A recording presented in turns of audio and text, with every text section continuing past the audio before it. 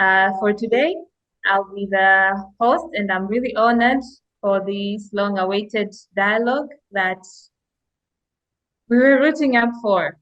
And without further ado, I would also like to thank you, all audiences, for joining in. And I believe we'll have a very impactful dialogue with our topic on how to make mentoring effective. And also, I would like to thank our sponsors who support the mentoring program for nurturing young women in construction. We have Simba Cement, ITV, and also Segal Family Foundation. For today's dialogue, we are accompanied by our esteemed panelists who are women in construction. They have been in the industry, and also they are mentors in TAWAH.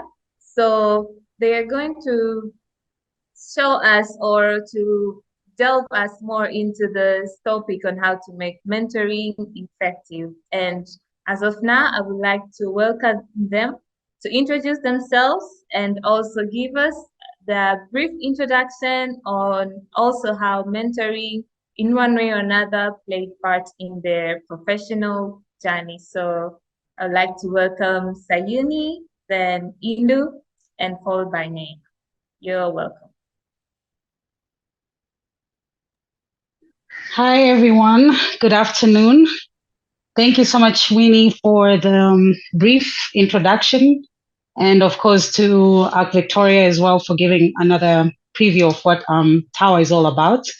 So my name is Sayuri Bupe Momonenge. I'm an interior designer. I'm registered, but I'm also an assistant lecturer for the University of Dar es Salaam. I lecture in the architecture program, but mostly my focus areas in the teaching are second years because that's where we dive more into spaces. And I also do introduction to interior designing for the fourth years. I also do building materials for the second years, as well as I do dissertation supervision. Currently doing my application for PhD as well. And some of my interest areas in the same is with regard to spaces and human behavior and development of human in spaces. Yeah. So basically, with mentoring, the first time I was approached by Dr. Victoria with regard to mentoring, for me, it was an opportunity that I never had to think about because pretty much all through life, I've seen how my life has transformed with mentors and being a mentee myself, and I wanted to give back as well. So in the field that we do, where we actually lecture students every day, in one way or the other, we become mentors, whether knowingly or unknowingly. So it's something that I've always enjoyed and I've always looked forward to. So I didn't hesitate and I just jumped into the opportunity. And then the other day, I was even telling Dr. Victoria that for me, it was nice to see that I actually mentored someone in the same program. And then right now, the mentee became a mentor, and then I meant the mentee. So you can actually see how that has been transforming. So that has been quite interesting. But I am who I am today because of mentorship. That's all I can say. And my mentoring journey is wide scoped. It's from my parents, it's from family, it's from the work side of things. All these things have played a part in shaping the woman that I am today. Confident, hardworking, giving back to the community. It didn't just happen one day. It happened because there was somebody that was always there to guide me, to lead me, to teach me. And I'm always looking forward to keep learning. And even right now, as we speak, I still am a mentee, but at the same time, I'm also a mentor. So it has been a journey that is never ending, and it has always been fun. Yeah, that's all I can say briefly about myself. Thank you. Thank you very much. I'd like to hear from Indu.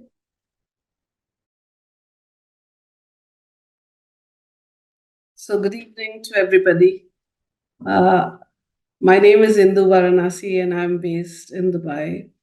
I'm an architect and been practicing in this field for over 30 years now. I've done projects all over the world and a little bit proudly in Tanzania, also in Dar es Salaam.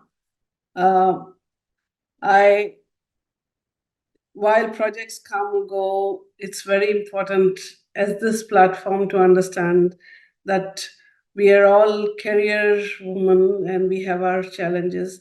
So how does that blend with our success in the profession, as well as a holistic way of success in other fields also as life goes, right? So I think when Dr. Vicky and I have been fortunate to work on a couple of projects together, and it was really very nice when I understood that she's sort of spearheading this program. It helps all of us to understand each other. When you could put the question of what is mentoring, you think a little bit, and it's just about conscious support, consciously doing that. There is a problem, can we solve it? And it's maybe the solution can come from various fields, but when you're focusing on it, it really helps. And it's also not just, for me, mentoring is not, it's not spoon feeding. The person on the other side as a mentee is necessarily not a person who doesn't know the solution, but he or she doesn't know where to find the solution. So it's more about hand holding and guiding, and then helping them to create that thinking process. So for me, mentoring is a thing which is a give and take, and respectfully understanding where we all need to be. In terms of my mentors, I think this word mentoring was never there in my time. It's more recent. But unknowingly, I think there are people whom we've always looked up to. Perhaps not one person, but many people who are successful or who can guide us in various ways, starting from perhaps our parents. My mother, I have to say a few words about her. And irrespective, she's 90 now, but one thing to learn is her discipline, getting up in the morning, and doing the same routine, but doing it diligently. My father, who always had this thirst for knowledge and always told me, learn, learn, learn, never stop learning. There are people, my mother in law, for instance, is the first lady civil engineer in India. So these people who have fought systems are also mentors in many ways. Maybe they are not directly telling us that this is. So I think learning from various people is also very important. So I really thank both Tawa, Vinny, and Dr. Vicky to allow us to have this platform and sort of have this dialogue. Thank you very much. Thank you very much. And we'll hear from Naima.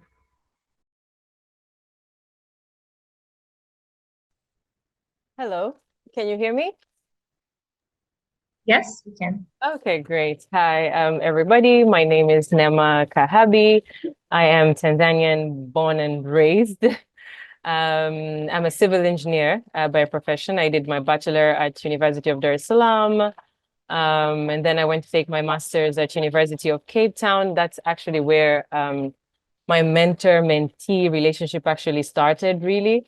I'm actually sad that I did not know about TAWAH when I was doing my bachelor at University of Dar es Salaam, which would be a really good thing.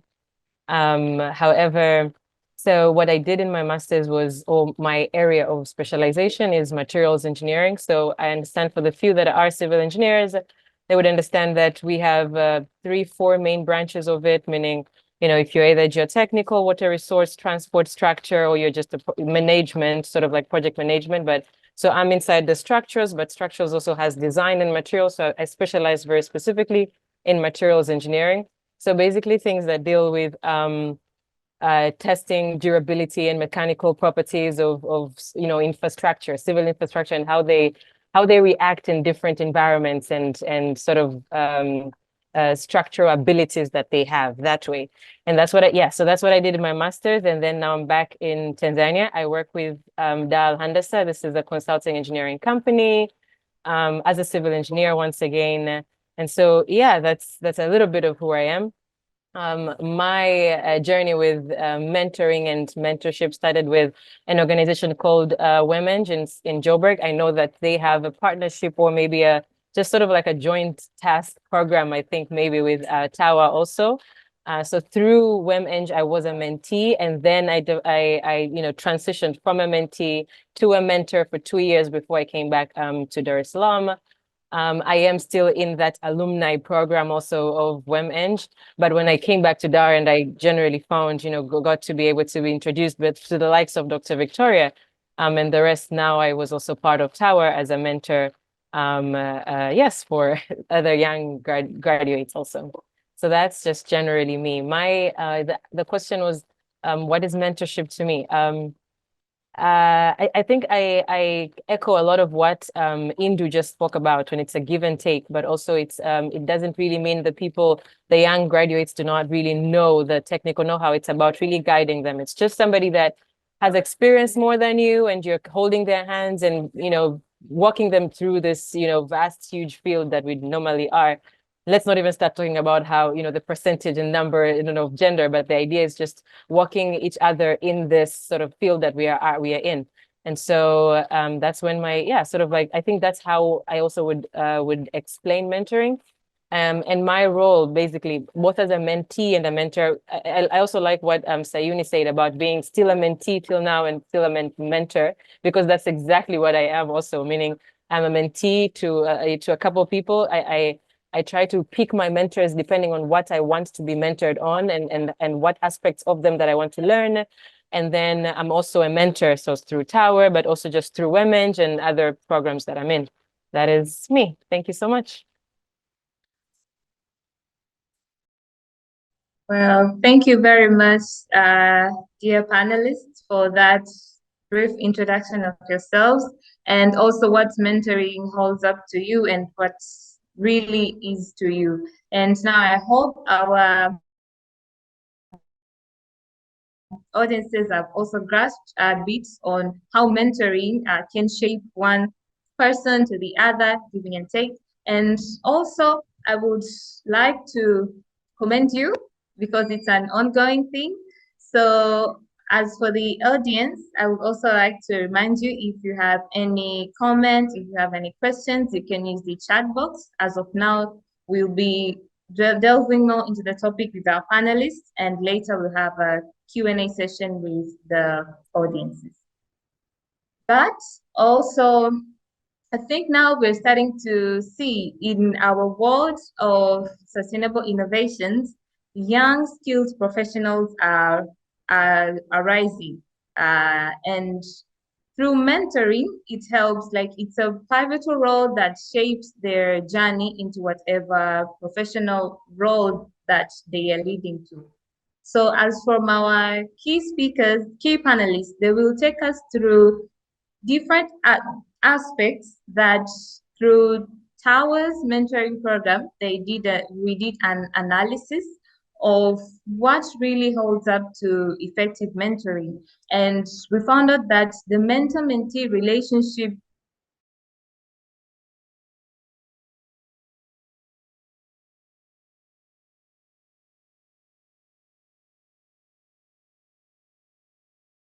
really key aspects that play part starts from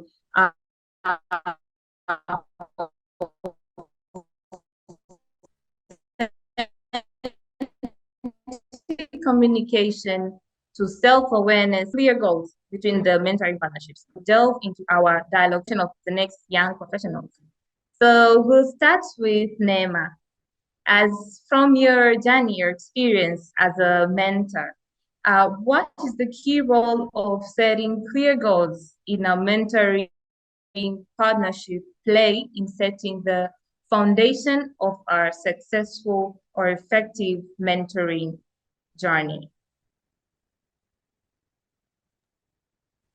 Okay, so good question. I loved this question so much because part of the things that we used to do in WemEng is modules, and there's modules being 4 modules: leadership, and then innovation, employability. Then we would have mental health and well-being. So for example, if somebody is about to learn a module, let's say for leadership, we would first look at what their values are about, their personal values before their professional values. So meaning we would just throw around there what kind of values somebody can have and what are the examples that they can give us depending on these values. And then we'd sort of try to group them into teamwork, into teams that would generally just now transition from the leadership values that they have, personal to the leadership into the innovation challenges that we normally used to have. And then they would come with employability skills, and then the mental health and well-being would sort of like be the last one.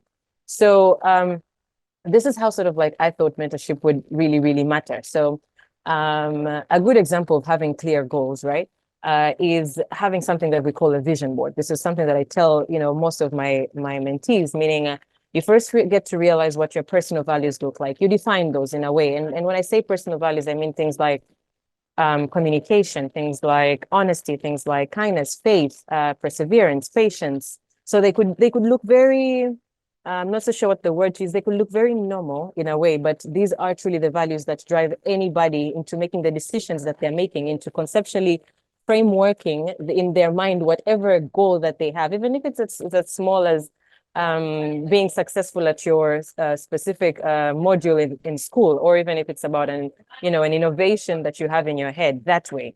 And so a vision board also is something that will sort of like help you through that way. I'll give examples of where you can get this sort of like techniques and skills actually, but I'm hoping that every one of you actually has known what this sort of is about. So in order to have basically, sorry. Okay, sorry. Okay. And so in order to have clear goals in anything really, so first we must have some sort of clarity of first who you are. So you start by, okay, so who are you as a person? And then you define that into using like, maybe 3-5 personal values. You get to trim them down as you sort of like go, and I'll give examples once again, but then, and also how they're very related to you basically needing mentorship or you needing a mentor, and sort of like also how that mentor is going to fulfill now your overall goal that way. I also like to tell people that, goals might look really big, or, we try to call them dreams in a way, but having this clear set path. And for example, it could be as, let me give a really good example here, like a really, what's a relative example? You could start and it's really good that we're having this session now because it's at the beginning of the year, right? A lot of people have these goals like, oh, I'm starting diet, going to, the gym, this is when we are thinking about having these big GPAs also before the semester results start coming out, so things like this. But then our habits is as little as waking up in the morning early, as having 5 minutes to actually do like, let's say an exercise that your teacher has given you, waking up and saying, I'm just going to take a 5 minutes walk. Maybe changing what you actually go buy at the supermarket or go buy at the local market. It's like very little things, and this is sort of like, so for example, if you're a hard worker but you realize that I'm not an early bird but I'm like a night owl, then you figure out your strengths need to be at like in the night and not early in the morning, but you sort of like get to just work with this matrix and for you to actually fulfill this goal. But it was as simple as waking up a little bit earlier in the morning, or as simple as saying, every day after my classes, I will go and knock into my professor or my doctor's office and be like, this is something that I didn't understand, just for 5 minutes. And I think also this is something that a lot of people also, we say ourselves so into our heads so much that, goals look so big, but the idea really is actually a very small step that we actually have to take. So clear goals would look like that. Clear goals would look at, and I also even tell people that are trying to do a diet or like also trim. I tell them, you don't have to cut things. It's about, if this is normally your like portion of what you eat, just remove a quarter of that, just a quarter of that, and try to like change into tricking your mind into being satisfied with the 3/4 that is actually left. It's not about completely cutting these things. It's not, if I'm drinking 1 soda a day and then tomorrow you say, I know I'm not going to drink at all. No, just drink it half of it, a little bit, like a little bit. The steps are literally what is about setting clear goals like that. It's really about the measurement. What are we measuring to be our steps towards fulfilling the bigger goals? So something like that. So it's also around also something that I say that because the stages in life, there are different stages in life also that you need a mentor, and then there's stages in life also that you don't need a mentor. So clarity really sort of like helps you do that. And so I had like a little bit of questions also or prompts that I wanted also we go out with. So meaning, do you have, so for example, do you have a vision board, and what does that look like? If you were in an ideal world and had no barriers, what would you achieve really? In what kind of future society do you envision to be impacting? How can you identify your strengths? How can you identify your weaknesses? How can you identify, this whole thing about SWOT analysis also, realizing what are my opportunities? What are my threats? Your threat could be passing by a bakery every single day.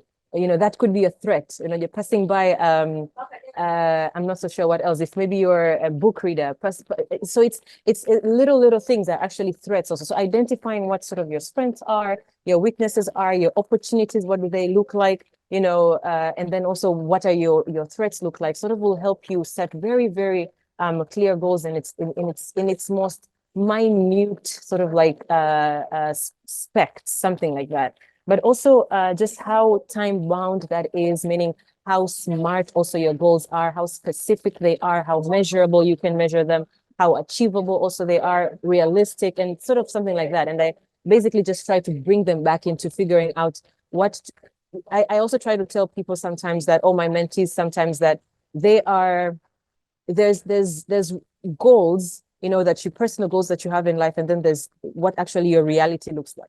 So there is the truth that you have, in your heart, but also there's like the reality of how you look like. I mean, what that looks like, because sometimes you find you would want maybe to take your master's, or you'd want to write a professional report after you're finished, but then your reality is you're working in a place where it's like from 8 to 5, and then after that you'd have to like jump into a dala all the way back home, or it's about looking for somebody to bring you back home, and you don't really have the time to actually write this professional report. Now, how can you sort of like fix your timetable throughout this day to actually make sure that you have done a little bit of something, in your this report? Because that's sort of like how clear goals are set. They are specific, they are measurable, which is very, very important. How can you measure them over a span of 24 hours?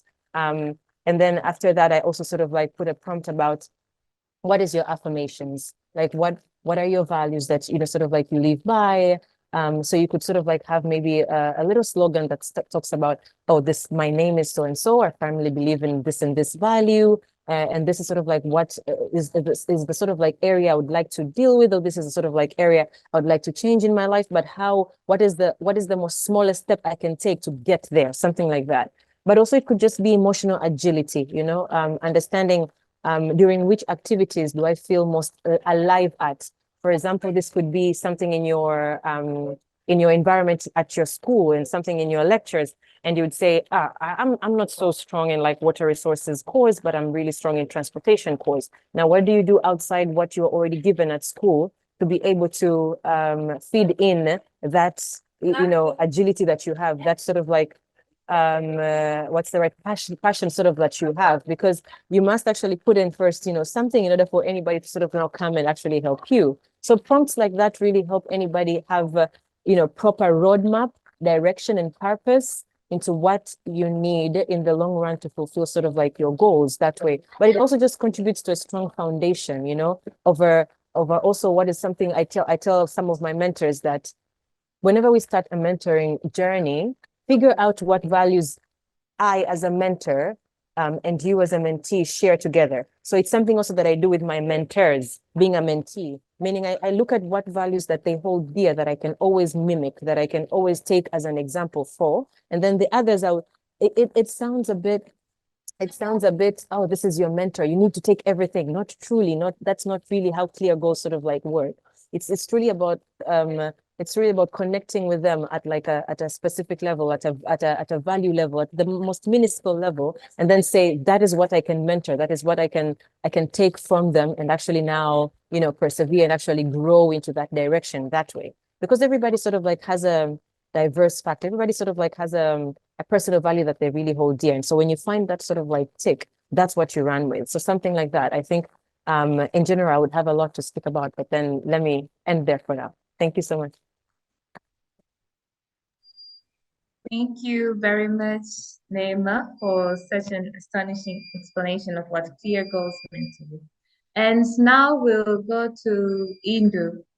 What's the role of a mentor in creating a conducive, supportive environment for a mentee to authentically express themselves, express their challenges, their aspirations, their goals. So, in their mentoring journey, what role does a mentor play in creating this environment? Welcome. Thank you. So I think of all what Nema said is only possible if there's a dialogue. It's not a monologue that a mentor goes on and saying, you should do this, you should do this, you should do this. As somebody had said earlier, if you teach people how to farm, they know how to make the grain themselves, right? It's exactly the same thing. I think what we need to do as to get that authentic dialogue is to empower people, empowering them through a process of thinking. Okay, there is a problem. Obviously, there's a problem. To identify that problem sometimes seems impossible. But when you start having this little dialogue and saying, okay, so I'll give you an example. Somebody wanted to say, do a master's course in whichever field it is, yeah. But sometimes it's very difficult. Perhaps you don't have your credits, you don't have the funding, you don't have, you don't know which college to go, which direction to take. Yeah, but you just identified the big problem that I can't go and do my master's. Though I want to do it, I can't do it. I can't do it because of A, B, C, D. To be able to give the ability to think through that problem, break it down into smaller problems, and say, okay, I will achieve one by one. So what I'm trying to get is to get that dialogue between the mentor and the mentee to say that, okay, I think this is what I want, I need your help in. How do you get that confidence then? How do you say, okay, I feel vulnerable at the stage that I don't want to tell everything? Do I look weak? You know, to anticipate the fact that, okay, this is a mentor who perhaps has a little bit more experience than me in life in general and can perhaps help. Sometimes the solutions are not obvious, I can't say. But to have that respectful dialogue is very important. For either case, whether it's a mentor or the mentee, it's not one above the other or one below the other. I think to have that respectful respect for both of them, to understand that yes, we are having a dialogue. Sometimes solutions will be there, sometimes solutions will not be there, but they'll tell you what their experience has been, and perhaps then some third solution will come out. So the process of thinking and to understand what the mentee needs to define that is extremely important for me. Then also at every point of time, it's a matter of preparation, right? So you have these sessions which have been defined, but every session perhaps has to have a very structured thing in the sense, what did we want to do the last time? What do we want to do the next time? And what do we want to know now? So that's sort of a structure instead of going haywire sometime every time and sort of starting a discussion on a new topic every time, perhaps is not really what is really understandable. And besides all this career thing which we all talk about, which is very important, we should never isolate ourselves from the fact that we are part of a larger societal structure. We may be daughters, mothers, sisters, girlfriends, whatever, you know. While you want to be independent, which is very great, and you should stand on your feet, you also have to understand that every little thing really has some component to play with in your career development. You use it to your advantage and sort of stay there, yes, and that is what is very important to learn. So for me, to get that authentic conversation is something holistic. And as a mentor, I think my ability to listen to what they are saying and also reading between the lines is very important. Very carefully understand. My situation might be very different from somebody else's. I also don't know. But to understand that there is that ability to listen through experience and anticipate what can be done is very important to get the authentic dialogues going. And I again reiterate myself, it is a dialogue and not a monologue. Thank you. Thank you very much, Indu, for that explanation. And we believe in a mentor and mentee relationship. Communication plays a vital role in the succession of an effective mentoring partnership. And as for this, we'll welcome Sayuni to explain to us how communication plays a big role in creating the trust and rapport in an effective mentoring journey. So, welcome, Sayuni. Okay, thank you again. Now, basically, communication is a very big jargon. Like it has a lot of things put up together into it. Like any relationship that we have in this world, whether it's mother, daughter, boyfriend, girlfriend, husband, lecturer, whatever, provided it's a relationship, it needs communication. And that's just how important this thing is. And even listening to the former presenters that talked about it, in order to get all those things now coming in together, communication has to be done and it has to be really safe for people to communicate. Now, the biggest problem that we have, or the biggest challenge that we have in a country like ours, like Tanzania, is communication for some crazy reason is somehow considered a taboo at some point, especially for young ones to be able to communicate things to grown-ups. And as a lecturer at the university, this is something that I face a lot. Like you go into a classroom, people are so scared to communicate because one, they could be considered disrespectful because you're going to be talking about something you didn't understand, talking about something you didn't like, talking about the feeling that you were feeling at that particular moment. And so if you're not careful, you may be going in a class every day and teaching people, but quite frankly, you're either talking to yourself or just talking to a few people. But for communication to be effective, there's so many things that we need to look at, and it does really play a very big role in our life. So some of the things that are very important that communication does is, first of all, it creates trust. No matter what, like when you communicate, whatever it is, whether you made me mad, let's say Winnie did something, I don't think I like what it did, it actually gives us a chance to open up and then redo it again. So then we start walking together properly.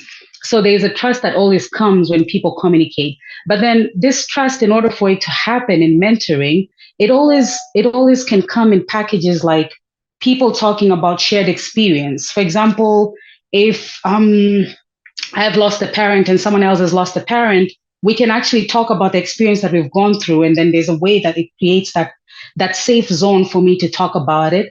But also some of the things that always comes is experiences in life, hobbies.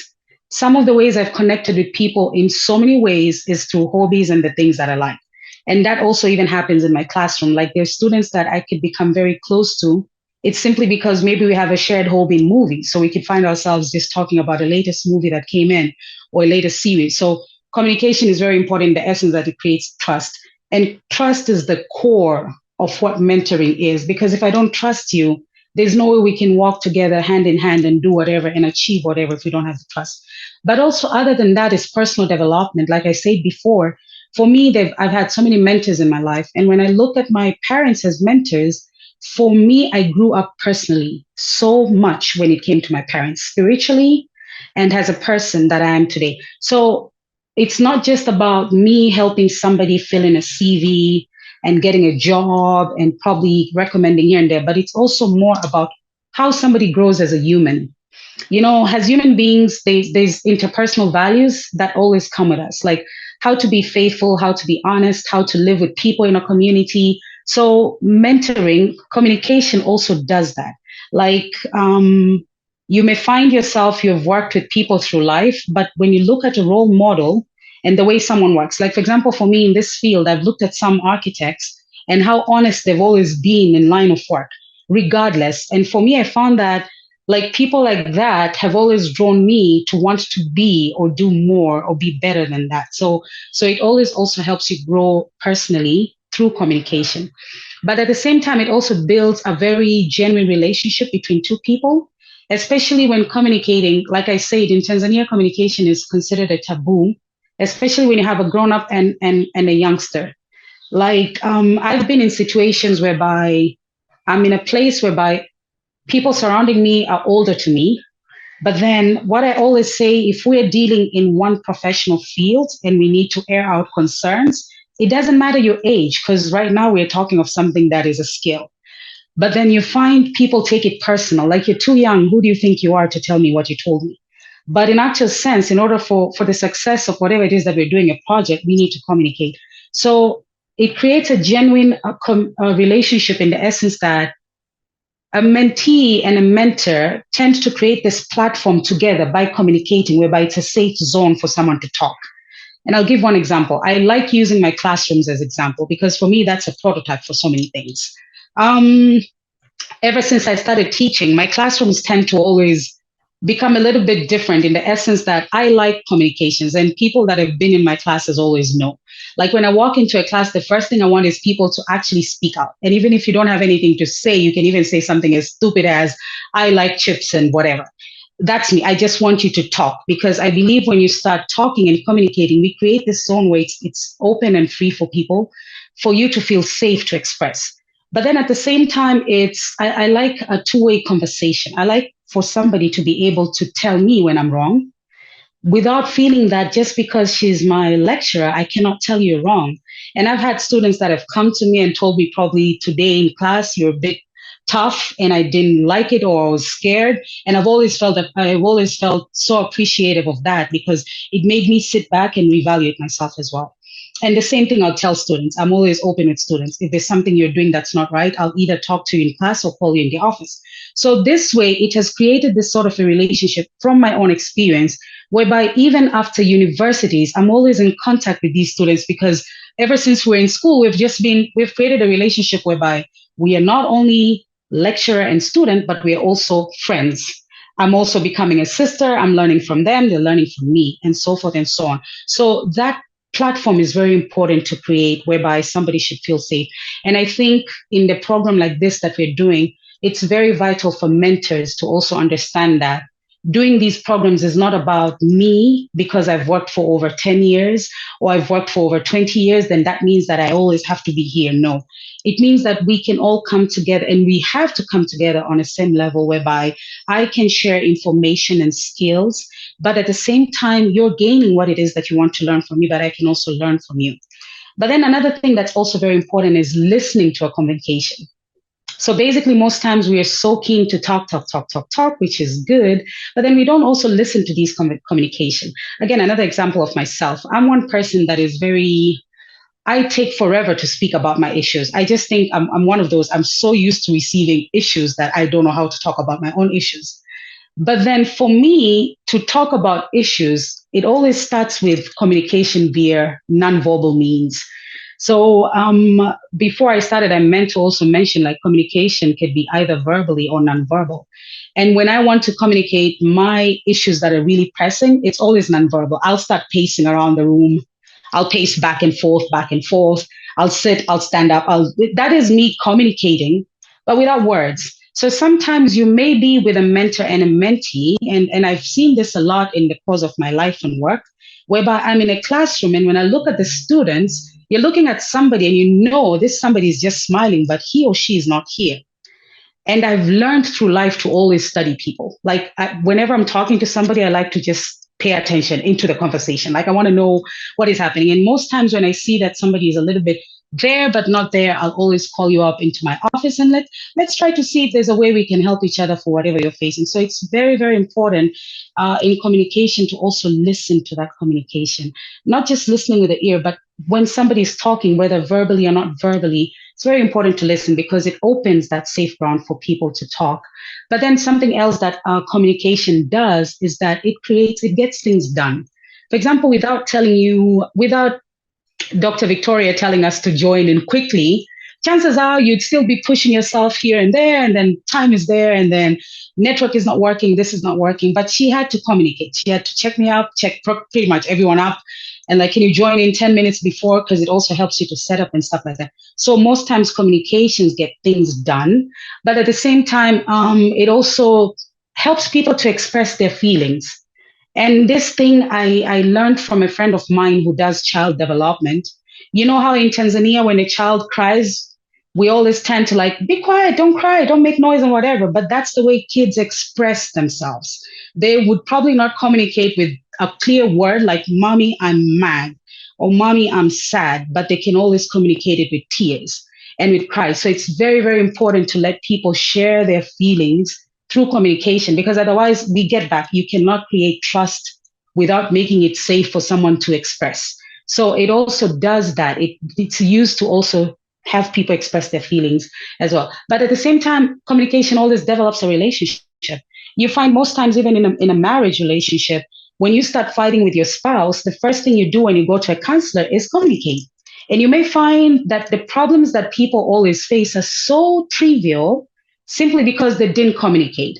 And as far as we're different human beings, it could be, I want you to put a cup on a coaster, but I don't tell you. So every day I'm getting mad at you putting a cup not on a poster. And then one day I lash out at you, mad at you, but I didn't communicate it. I didn't tell you that I want you to put a cup on a coaster. So the same thing with your mentee or mentor. It's very important to communicate how you want us to do this relationship. How do you want us to be acting? Should we be working out with coffee? Should we be working out with juices? It's very, very important to always communicate. But I also like when Nema talked about values, very, very important, because without communicating, you can't know how much I relate with somebody in terms of values. We all have different values. There are people that I can't just click with because I feel like our values don't really go hand in hand.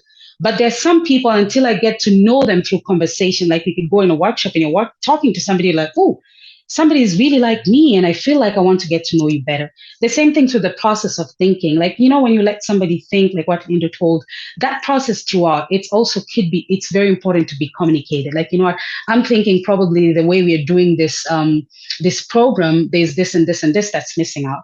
It also helps us to evaluate ourselves to be better human beings. So all I can say in a nutshell is communication is the core of it all.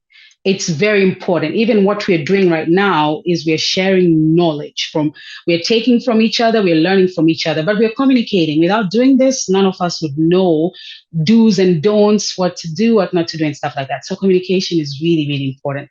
So yeah, basically that's all I can add upon to the role of communication in mentoring programs. Thank you. Well, ladies and gentlemen, I hope we have heard from all our speakers how these key aspects and play a role in effective mentoring in relation to interpersonal values. But we would still like to delve more and learn more on how exactly these effective communication, setting goals, and self-awareness play further role in making effective mentoring. And as we go back to Neema, we talked about setting clear goals. And what is the role between a mentor and a mentee revisiting their set measurable goals have an impact in successful of their mentorship journey. Welcome, Neema. Thank you so much. Just a minute, my video is proving not to. The host, you have stopped it. It's fine. It's okay. As long as I can be heard, right? Yes, we can hear you. Okay, great. So the question, just let me reiterate it once again. So it is, how does the collaborative role of a mentor and the mentee to jointly revisit specific goals throughout the mentoring journey contributes to the overall success of the two, the relationship between the two, correct? Yes. Yes, great. So I also put down some couple of just structure around it before I just throw in exactly what I know. So Sorry, Dem, I think you can start your video now. Sorry about that. I can? No, it's yes, I can now. Great, I can. Yes, thank you so much. There we go. So for mentees specifically, we have sorry, just a minute. Sorry, just a minute. For mentees, it's very important to revisit these goals because self-reflection. So before entering into any mentorship sort of like journey, mentees should really reflect on, what I was saying before, what their personal and professional aspirations look like, what their strengths look like, what their weaknesses look like, and their areas of development also. It's really important for the mentee to come to a mentor with that sort of like analysis that is already done. And so revisiting that is revisiting where we are at what stage of what we've done, something like that.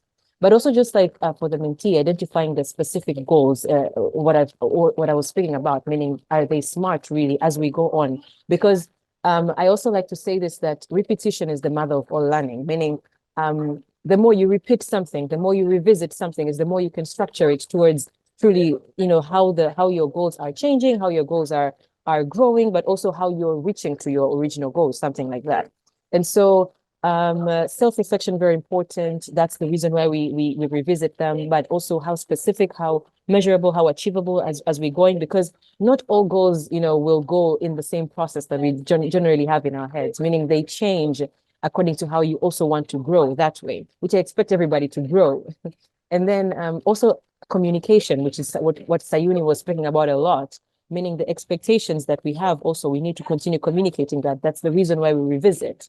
You communicate your goals and expectations openly with your mentor. And then you discuss also what you hope to gain and the skills that you hope to develop and the challenges that we are foreseeing. The challenges that they were there at the beginning could be very different challenges from what you're actually experiencing at the middle or even like 3/4 down your journey. But also to seek feedback, which is very, very important. We tend to be in our heads so much, as just human being. I'm not saying mentees only.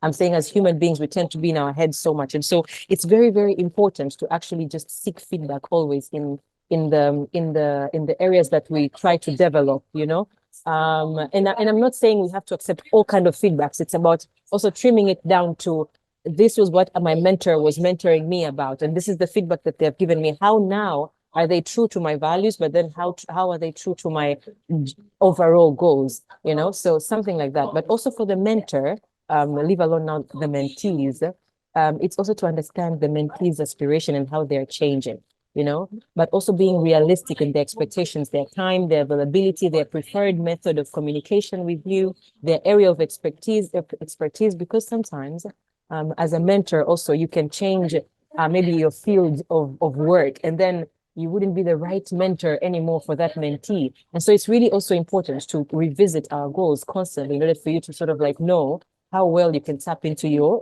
mutual goals once again. But also benefits, it also benefits such as alignment of these expectations, It also gives you motivation and accountability, efficient also use of time. I can assure you guys, the more you're an efficient person while communicating with your mentor, the more your mentor actually is even, continues to offer their help, because you're an effective person when it comes to discussions, to activities, just being available also for your growth that way. But also it just builds a lot of trust, trust and rapport into just the person you are, but into your growth, but also into the relationship that now you have built with your mentor. So revisiting goals is one of the crucial things that you can do after making these goals, after setting really clear goals. Then you must revisit them constantly because of just how many advantages and benefits that I've just spoken about you could actually get. So for example, I'll give like a little minor example for me and how revisiting my goals really, really helped me. In my normal life, I was looking for a therapist. For those that need a therapist, you can look for me afterwards, but I was looking for a therapist because, life happens.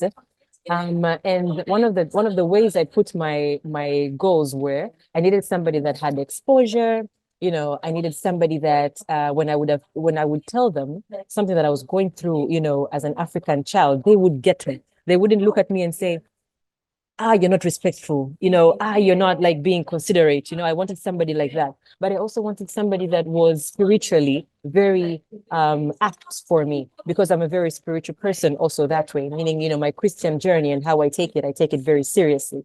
And so when I finally got to look at all my options that way, I finally got one that was in exact in the sort of like, I'm not so sure how to put it, but in the bubble that I actually was looking at. Now, just the last year, I was revisiting those goals into looking for actually a new mentor. And it fit so well for me when I was speaking to them about my spiritual growth and sort of like the things that I want to do now, but also just about my adversity or diversity into the kind of activities that I wanted to do this year. And when I went to them and explained these things, and I'm like, this is how my goals have changed this year. This is what I want this is where I want to get. My therapist literally said, let me hold your hands, please, and pray for you, because this is something that I want to do together with you. And for me, that was like a light bulb into revisiting my choice of a therapist with this person. So this could be also in terms of like our professionalism and our professional goals. Also, I can give you so many examples. Also, I also have like a professional mentor. She's a postdoc now, fellow at a school, École de Politique of Lausanne in Switzerland. And she's been one among those people that have really hold my hand into like choosing also the kind of master's program that I did, but also guiding me through this master's research program. But now also I'm also applying for a PhD. And so she's also been helping me into that sort of like perspective. And through her, I have redefined and revisited my goal of what sort of field that I've actually wanted to take, or what I want my PhD to sort of like also be about, because of her, and also what are the personal values that she had that I'm tapping into that way. Of course, I have a lot, but like, because I could connect with this person through this way, now I was able to actually like even grow and continue revisiting my goals that way. So yeah, I think for me, that's sort of like how it works overall. Thank you very much, Nema, for the explanation on how it's important to revisit our set goals. And now we'll transcend to Indu on the aspect of self-awareness, but on the mentee side. Like, what is the role of self-awareness to the mentee in realizing their aspirations, their uniqueness during the mentorship journey? Like, what role really plays in the self-awareness of a mentee? So I think this is very, very important. Yeah, we always say, the diamond never shines unless you're cut the facets. So it's exactly like that. So I think while some of them would be very much aware of their goals, they're saying that I want to become or start my own practice, or somebody would tell you that my next goal is to do a master's program. But how to do it in terms of a self-awareness of where am I now? What do I need to go to do that goal? And also then questioning that goal. Is that what I want to do? Just because my friend did it or XYZ did a master's program, do I really need to do it? Do I need to do it in the UK? Do I need to do it in Tanzania? What are my limitations? That is at one level when you start a dialogue, The other thing which I feel is one needs to be also self-aware that life keeps changing constantly. And the agility to change your plans, keeping in view that, okay, I can't achieve it this year, but I can achieve it next year, perhaps. Those sort of, it's not about, oh, I wanted to do a master's program this year, I cannot do it, or I go into depression. Now, are you self-aware that yes, there will be several challenges you will have to face, and the strength lies in being able to overcome these challenges and go to that goal, perhaps not this year, next year. To keep your steadfastness and your strength is also part of realizing where you are as being self-aware, asking for help where it is required. Unless you know that you need help, that's the first part of the journey, right?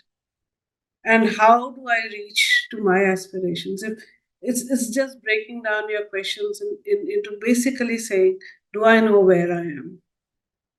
Where do I need to ask help? And if I know both these questions, whom do I ask for help? One person is not the answer for all your problems.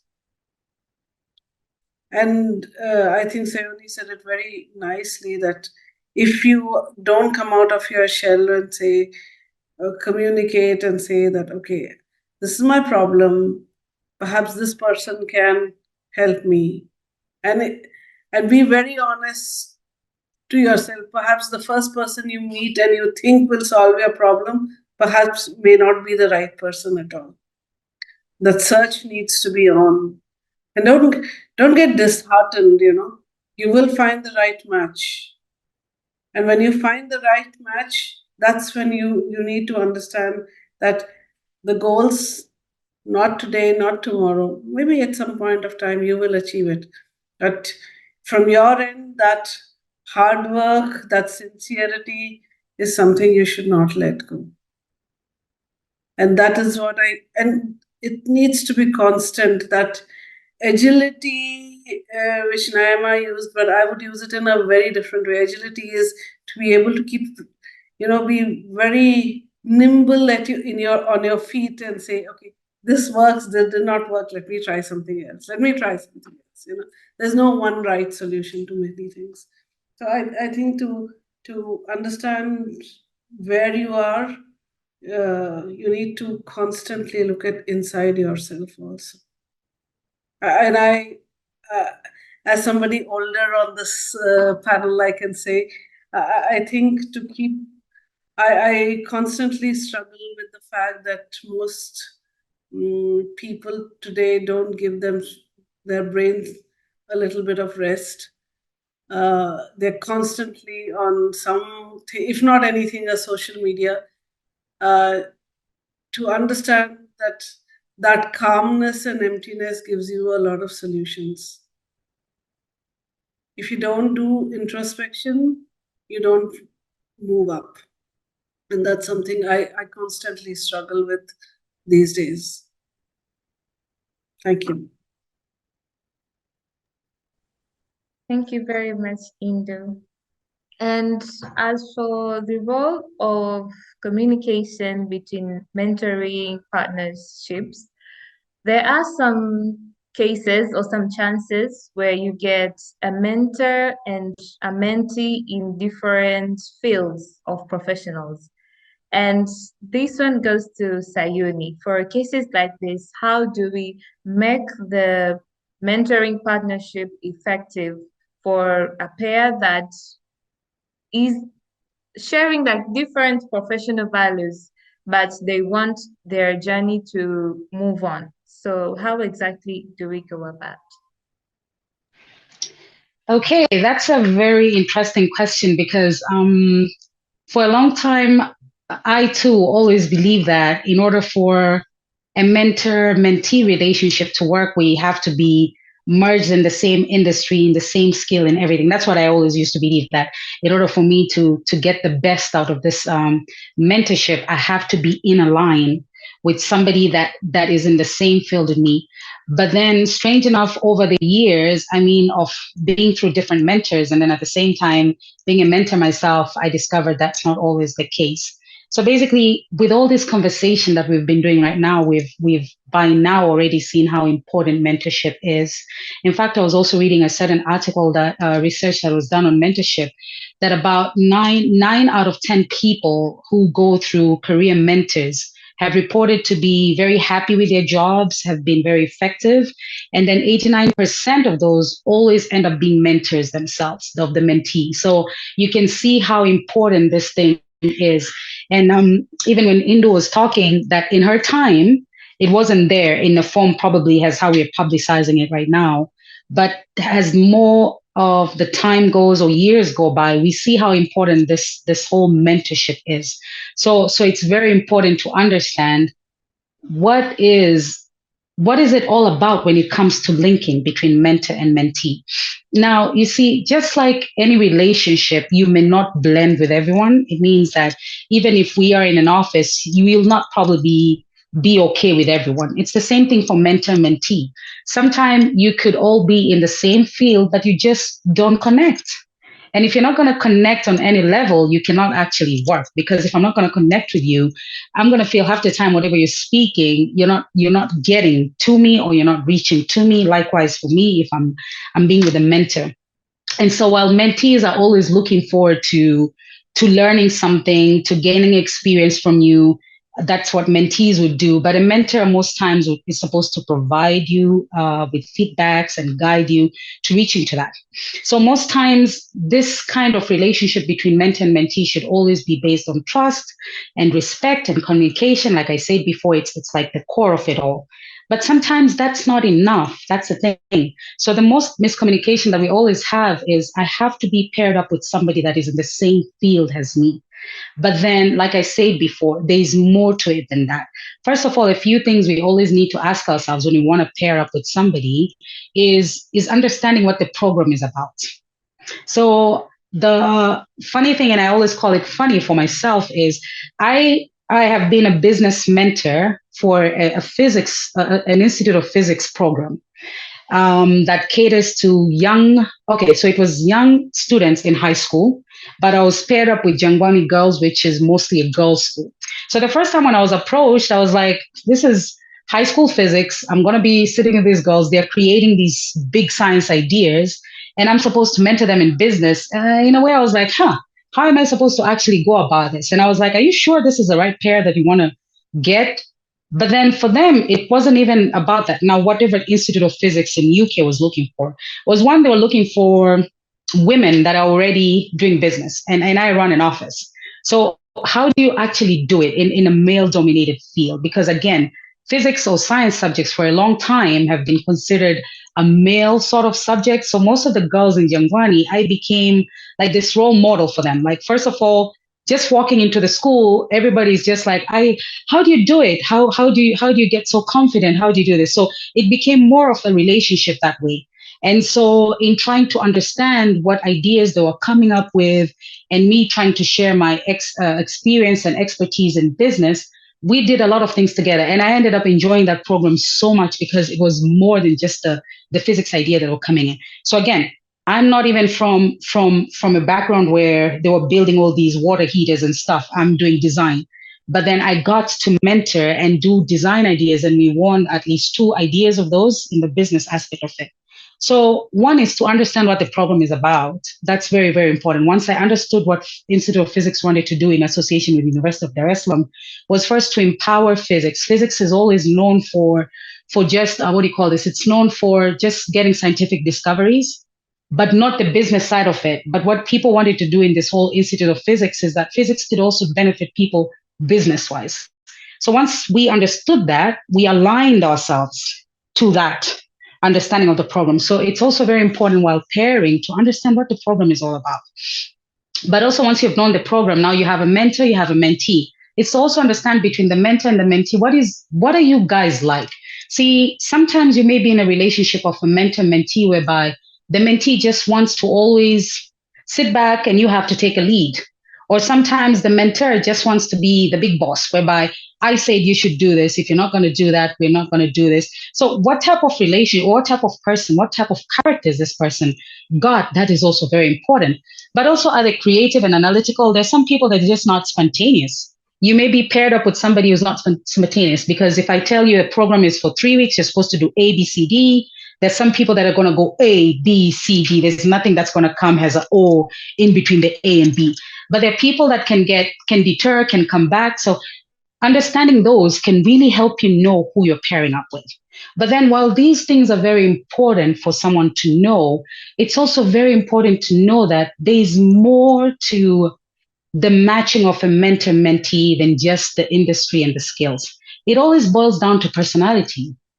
Like how much do you blend with somebody? How much do you connect with somebody? Like I said before, connection is everything. If I'm not going to connect with you, Winnie, there's no way I'm going to work with you. I mean, I would say hi and hello to you, but I don't think we can go beyond that because I don't see anything that we can connect with. So one, it's not about us coming into the same industry or whatever. It's where do we connect. I gave an example of myself. I'm dealing with physics students, Institute of Physics, and you have all these big scientists in the science community of Tanzania. And then you have me in between the whole mix. But I found my place there because I knew the problem and I connected to the students that I was mentoring. So while these questions are very important, I was reading, I saw this little article, which is very interesting, whereby it said an okay match between a mentor and a mentee is about coming from the same industry, yes, or probably having the same kind of skills and same kind of experiences. That becomes an okay match. But a great match, which is what we are all looking for, is now these three things: being in the same industry, having some sort of the same skills, or even different industry, but somewhere there you can blend with what you want to do, having the experience, but among those is always having same types of personality that can blend, working style.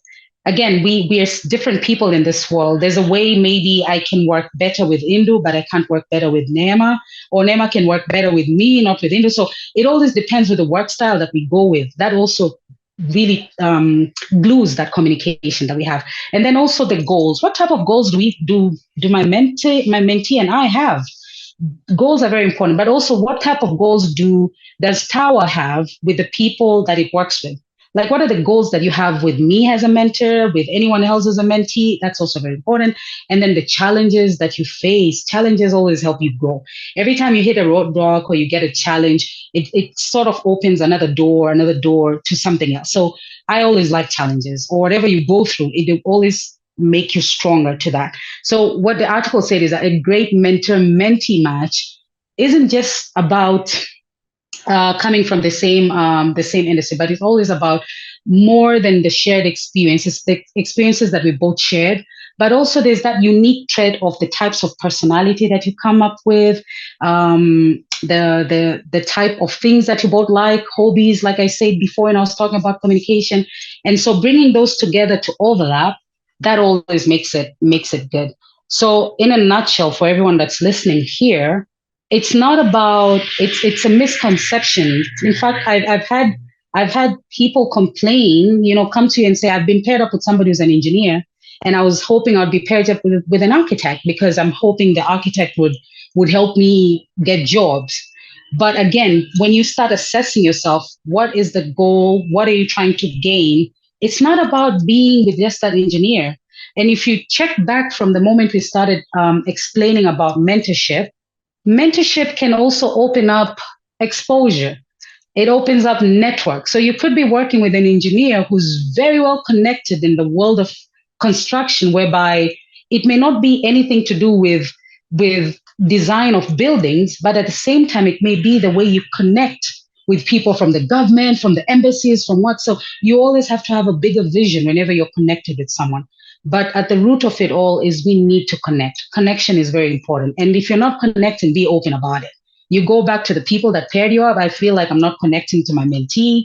I'm not connecting to my mentor, because otherwise it becomes very horrible and very tiresome being with someone stuck there for a whole year, somebody you're not blending, you're not understanding, you're not even compatible with each other.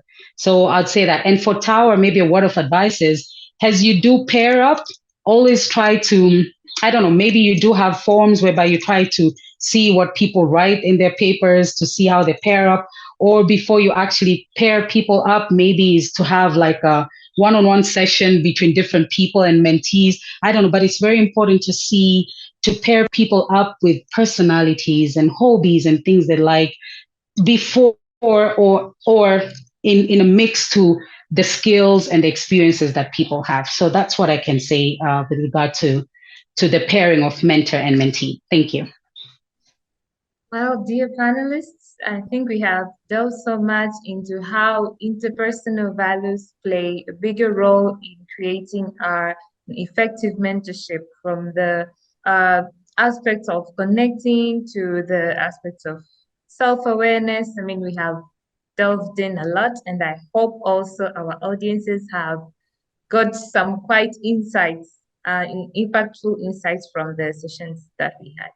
Now we're going to invite our audiences to share if you have a question, a comment, an additional idea that you want to bring into the dialogue today. So this is your time now. You're mostly welcome. Or for others, you can also use the chat box, but we would prefer hearing from you. As Indu said, it's a dialogue, not a monologue. So yeah, and communication is the key. So you're welcome, dear audiences, ladies and gentlemen.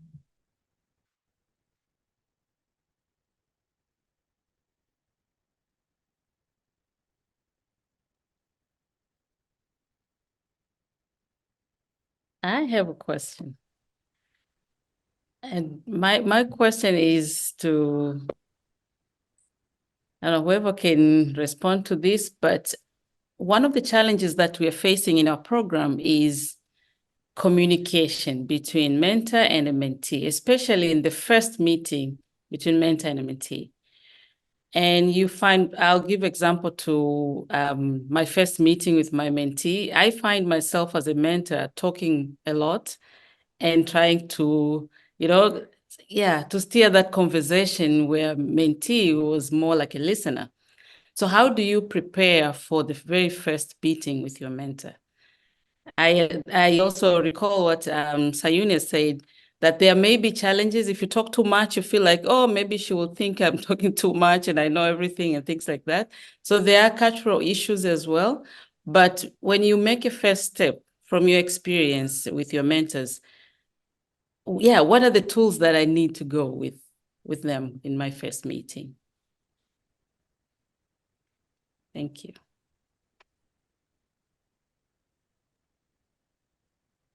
Thank you. Maybe I could take the lead because I was already talking in line of communication. I guess kind of Victoria, if you kind of remember whenever you call those sessions when we meet up, I always come in with games for some crazy reason, because I found that that's a way where people can always open up. Because again, communication for Tanzania is really, when you actually go into it deeper, it's something that is so imbued in us. It's like it's inbuilt, and it's something. It always boils down to the upbringing that you've had. Like, you'll also notice that when you have people that have gone through private schools and people that have gone through government schools, there's always a difference. Even when you sit in a setting, a government school student will always pull back, a private school student will always be outspoken. But at the same time, it's always this whole belief, like, if I speak, maybe I'll look disrespectful. What would somebody think? And this is the same thing that we always find even when we go into these East African meetings. Kenya will be up and talking, Uganda will be up and talking, Tanzania will always be in its shells. They have ideas, they have points, but in its shells. You go into these international meetings, the same thing. So one, communication is a big issue that really needs to be tackled in portions. But I'd say for a program like ours, in any given time where we need to start off, like at the beginning of the program, it's always to start off with activities that will make everyone comfortable. Like, people are always very scared to be the first one to make the move. And which is why even in my classes, and this is something I do a lot, when I walk into the class after we're done, I'll finish probably a whole hour with just doing crazy introductions. And I want to know more. So I'd start one person after the other. Tell me more. Tell me more. Are you sure? Tell me. So when people are laughing, people are doing what? You start finding people are getting loose, and then people start getting all comfortable. And then I'm always mixing them up in class. Like, hey, you are sitting this way. I want you to stand up, go mingle with somebody, go mingle with this, go mingle with this. So we get that whole uncomfortable situation off the way. So I'd probably say first thing is to try to create that comfort zone. which should have come naturally. But again, no matter what we try to do, we need to understand that communication comes way back with the issues that it comes with. So maybe creating that communication. And then at the same time, it's always following up, like to always have these reviews, like, maybe in the first week you started, probably after every 2 weeks, you need to do a review. Where did we do it right? Where did we go wrong? Are we communicating enough? And then also it comes down to pairing. I think if you already know the people that you invite for your program, probably someone is a great thinker but doesn't talk so much. And then if you pair up with a student or a mentee who's also not a talker, chances are these people would not really. So again, it also comes down to pairing. How do you pair these people? It could be skill-wise, they're good, but social behaviors, 0.0. So definitely these people will always be work for work, bring a paper, send a paper. So I'd say let's start off with creating a safe zone by doing activities. And then also trying to see, as we do these activities, how do you pair people up? Yeah, that's what I could say. Thank you. May I add? So Vicky, for me, I mean, I'm like offline, online, right? So virtual sort of meet, and for me, I think while I don't think it's all about in the period of 2 years, what are you trying to achieve, right? If the mentee really knows, okay, this is my goal as a career, that's what we are doing essentially. We are not life coaches. We are actually only helping them in that construction field, which we are sort of experts, right? So where I really think is have that first dialogue, first session with your sort of lucky dip mentorship and mentee. This thing, give a chance to both of them to come back, like a return policy, right? Give them 15 days. Are you comfortable? Are you not comfortable?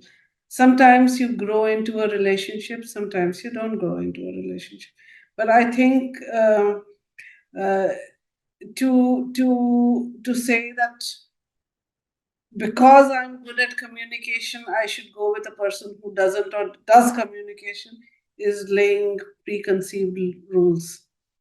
With my experience in the last 2 years, I think I can say my mentee was more communicative than I was.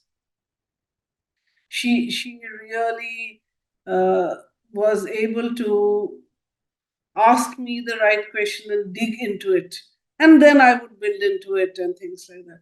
I think the clarity, that session for the mentees is extremely important for them to understand what they want. Why are they coming into this program? Answer the why. Just because it is a program and you can walk into it, no. There is a value to being here, and you need to be there to get it. And give them 15 days to work through it. If they are not able to work through it, okay, we'll look at it. This is my humble thought.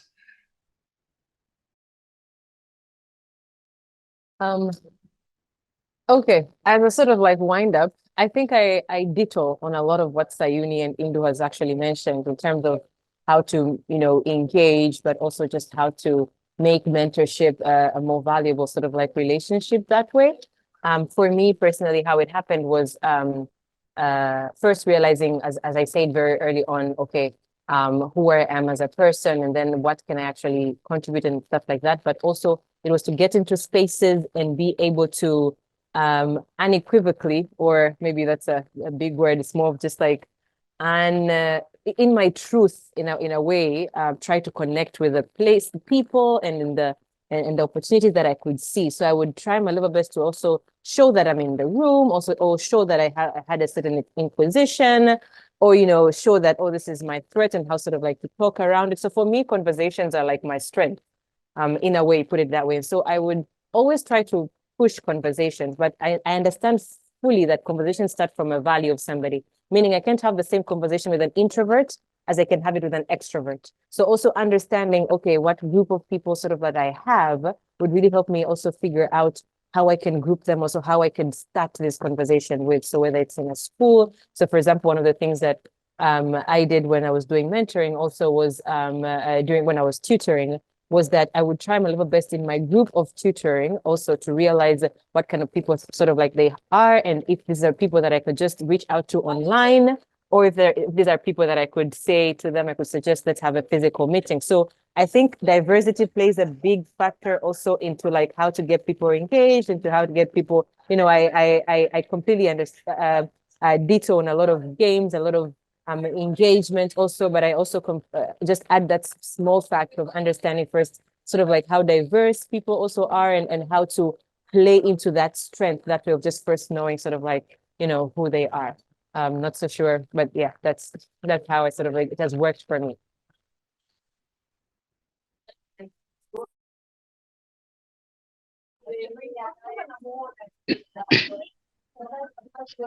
Well, thank you very much, and I welcome more audiences who have any questions. But as of now, also read Mercy Vieira from the chat box says, thank you all for the invaluable insights on mentoring.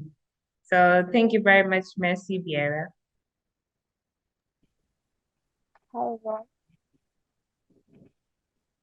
Yes, you're welcome.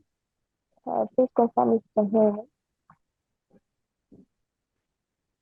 hear me. Hearing Cecilia Temba, are you asking a question or commenting anything? Can you hear me?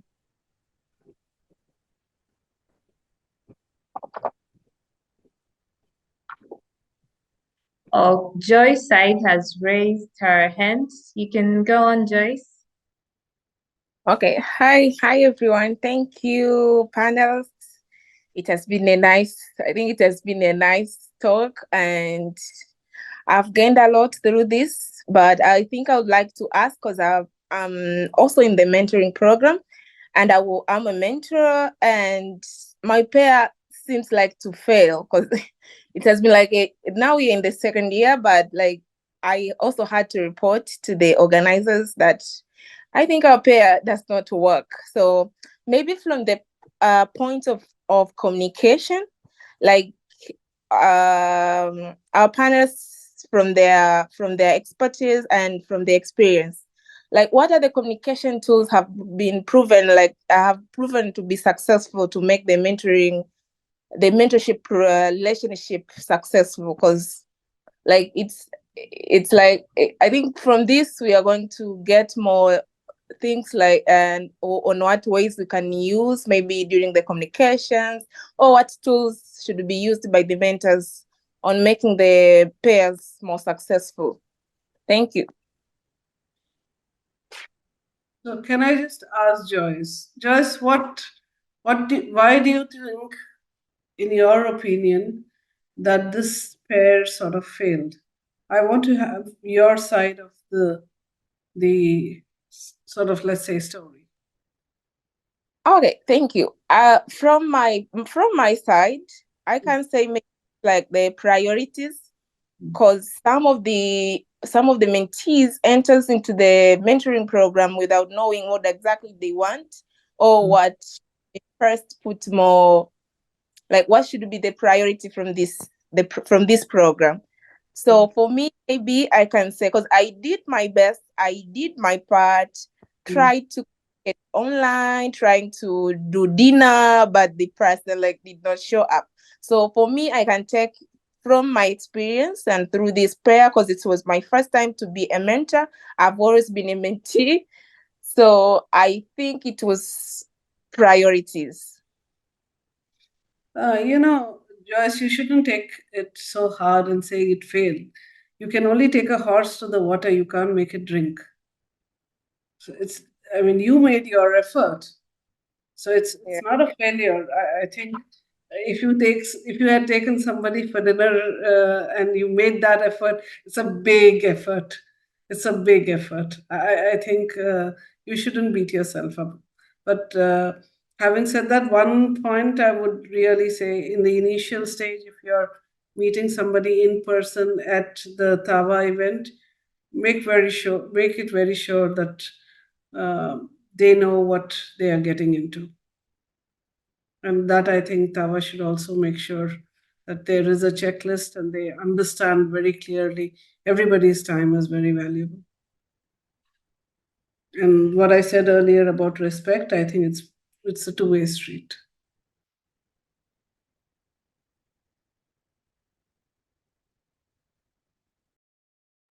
Can I also just jump into what Joyce just said? First of all, I really do recommend you for all the efforts you've been making. And again, I will really, really agree with Hindu that those efforts that you've made, you shouldn't first beat yourself over it. But at the same time, there's a point that Hindu had mentioned before is sometimes people walk into this program without knowing what they really want or what they really are expecting to get out of it. So there's a possibility like you were just paired up with a mentee who probably had this whole vision of what TAWAH would offer, and then decided to, it's not working out for me. But instead of communicating that, hey, this is not working out, she just decided not to communicate. So on your part, that could also be very, very troubling. But again, we are different people in this universe, different personalities. Some people would have communicated early on that what I expected is not what I'm getting out of it. So no, it's not working out. But if I had to add up what would actually work, let's say in the future when you get paired up with someone else, is always set your clear goals very early on in your pairment. When you're just being paired with somebody, put it all out there. Respect has to be there, trust has to be earned over there, communication. So what it is that you like, what it is that she likes, what type of person you are, what type of person she is, because when you put all these things out there in the open, then you slowly start building up on the shared interests. In this case, you may find yourself in communication. You both have an interest in innovations. And then you may find that you slowly have a common ground to speak in when it comes to innovation. And then from innovations, you start seeing how to mentor each other from there. So from the very first stage of your meeting with your mentee, it's very important to always set the clear goals right there and then speak fully who you are. And let them also speak fully who they are. And then later on, you keep re-evaluating your relationship as you go on. So in a week or two, you keep sitting down and re-evaluating. So I really do recommend you for the effort. But yeah, sometimes it is what it is. Some people never really know what they want until they are there and discover this is not what they want, and then they just decide to walk away. But having said so, don't give up. We still do need a lot of mentors. We still do need to be mentees. So yeah, keep on. Thank you. Well, I'm seeing another hand from Lina Kakuru. You're welcome. Hello, you can hear me? Yes, we can hear you.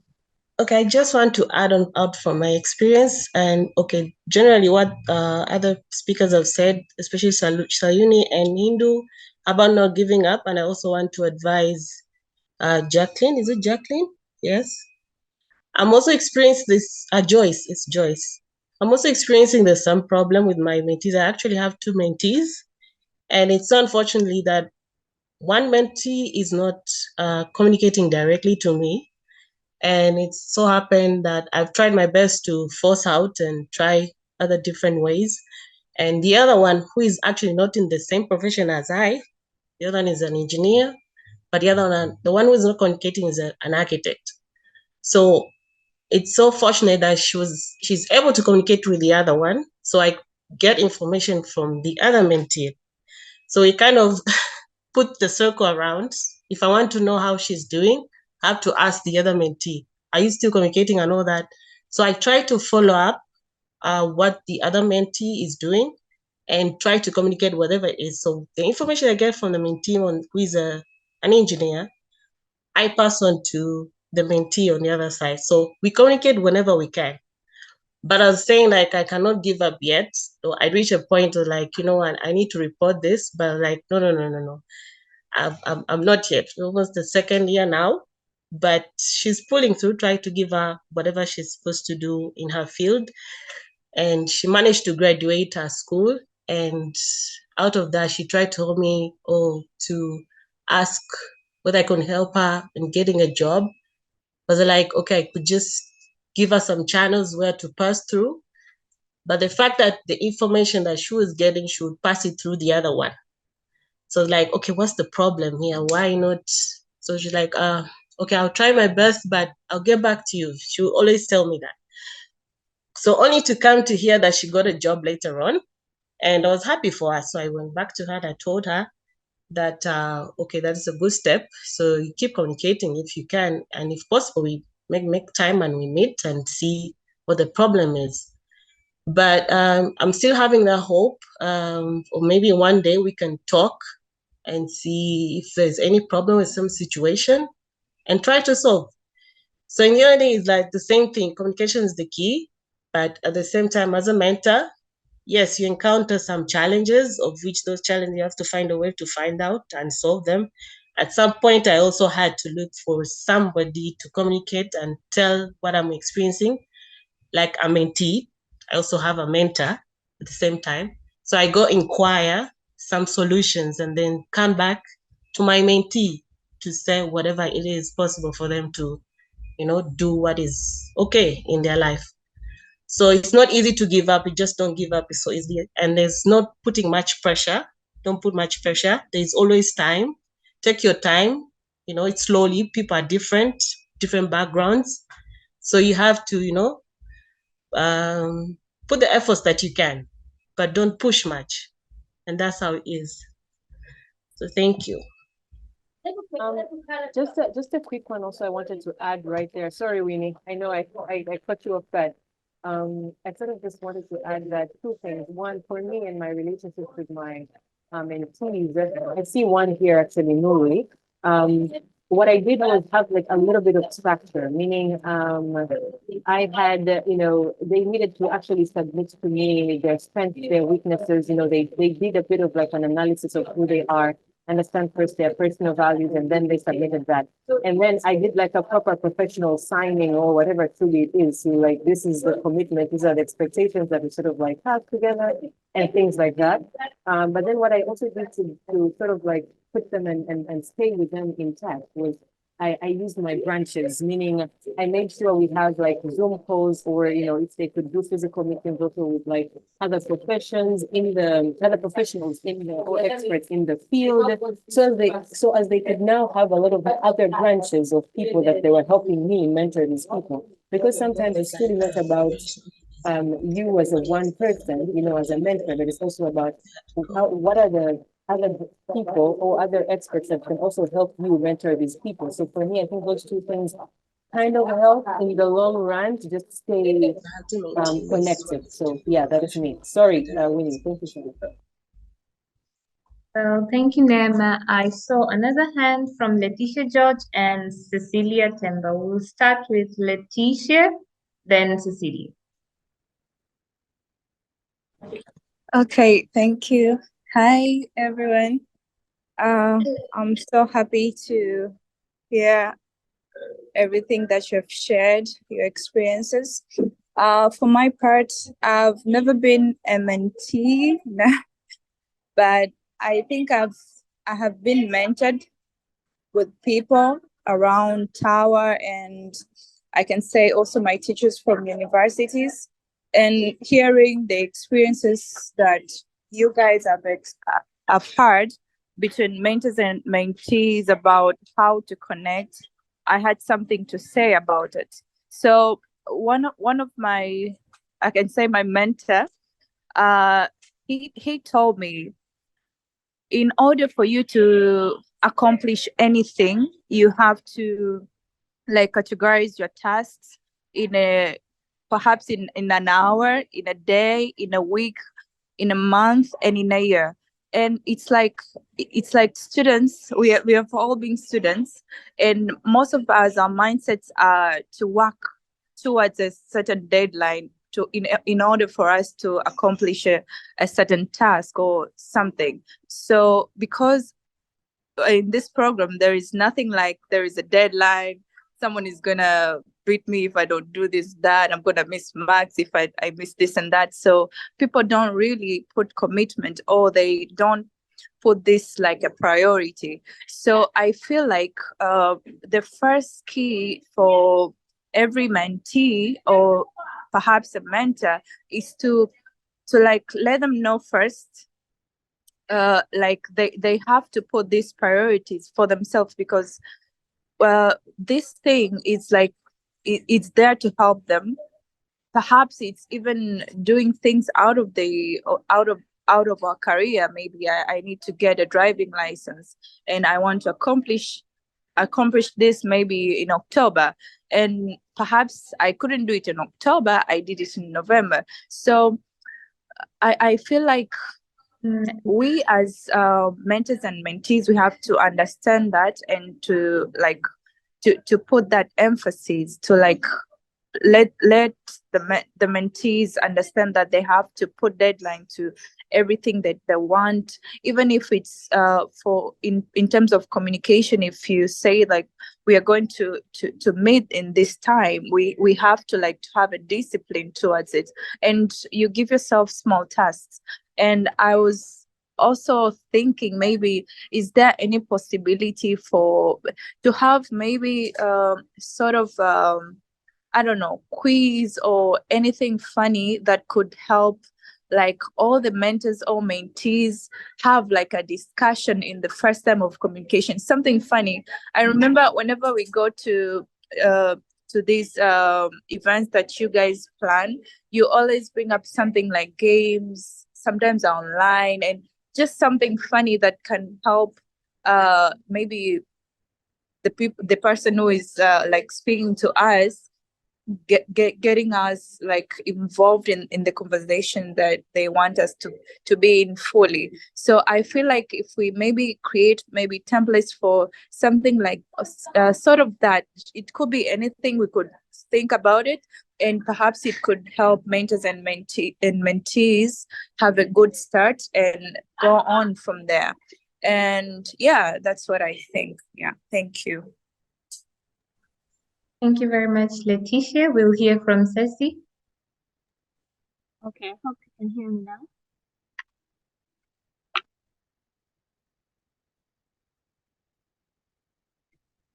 Hello. Yes, we can hear you, Ceci, now.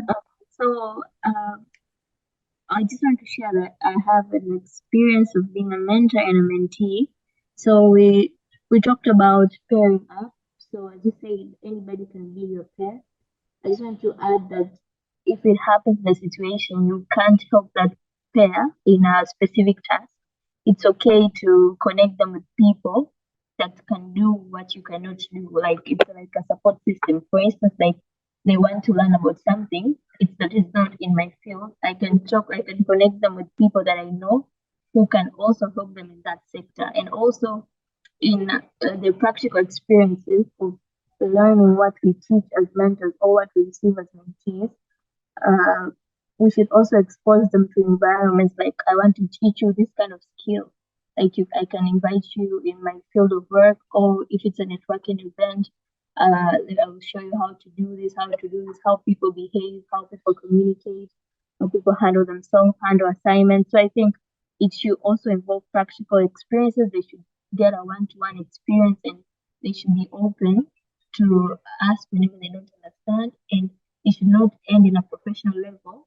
It's some people may be open to speak to you, even the work-life balance circle. So it should be a all-around work, and everybody should be in it to win it. That's all.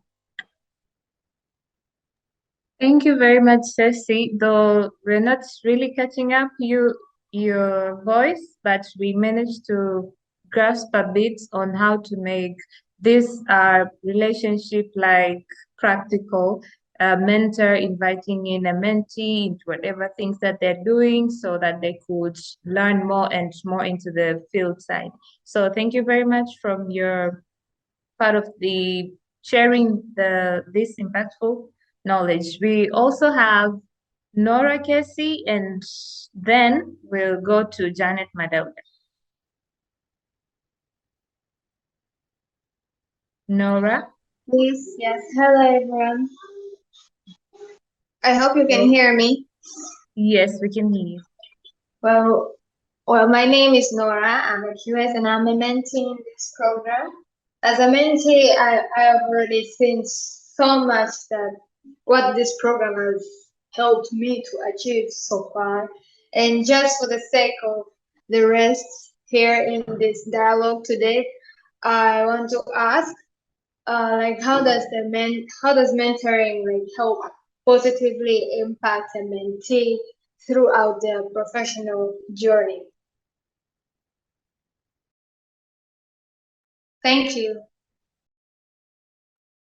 Thank you. Can we have a panelist, one panelist for this question?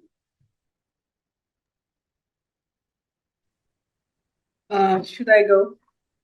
So I think your mentors or mentees, the mentors will constantly perhaps keep changing. This is a structured program, and I think it's in some ways for some people it's a stepping stone, and you would suddenly realize that mentors are all over your life, surrounding you. It's just you need to search for them. And I think the first journey is what you've already taken, and beyond that is something you will do automatically. You will look for solutions through people you know. Sometimes they may not be in front of you, or you've never understood that they are people whom you can look up to. But I think what the program has really done for you is given you a very good, firm platform to question and see around you. This is my little thing. Thank you very much, Indu. Now we'll go to Janet Madoda. Hello? Yes, we can hear you. Yeah, you can hear me. Hi, everyone. Hello. So I have never experienced having a mentor before, but I would love to have a mentor someday. I'm looking for a mentor, actually. But actually, I have a comment on this dialogue on mentoring effectiveness. Mentoring effectiveness. I was thinking, this mentoring program, it's an experience. So basically, the thing hinder it's maybe the root. So there's a root cause of it. The people who participate on this mentoring program, they have never experienced having a mentor before. So I think that there are people who have experienced having a mentor before, and the ones who haven't experienced having a mentor before. So I think to mentors, they should understand that the mentees, maybe it's a different experience for them. So if by knowing if that certain mentee has ever participated maybe, or have ever tried to experience maybe finding a mentor before, they would know how to go about dealing with different maybe behaviors, or dealing with different ways how to help them. So I think maybe I would suggest that TAWAH, they should expose or just create an awareness to different levels of education, not just a university level. I was thinking that maybe they could come up with different ways that people could get exposed, that I think it's important to have a mentor. Because people, like, for instance, I could say me, I have encountered to just get to a point that in my profession, and I'm like, oh, I think I need a hand. I need someone who can guide me based on maybe a professional level, or maybe based on just my finance. And then just coming to that awareness, I was late, maybe I can say. So honestly, I think maybe there are people like me. So just TAWAH, as it has been doing this program, it has already evaluated such problems exist, that people participate less, or they just fear to share what they have in their head, or they just fear for some reason, because some people, it's so hard to open up maybe in finances, or it's so hard to open up in professional levels. So I was thinking maybe TAWAH has already opened up gate for people to come in and get mentors.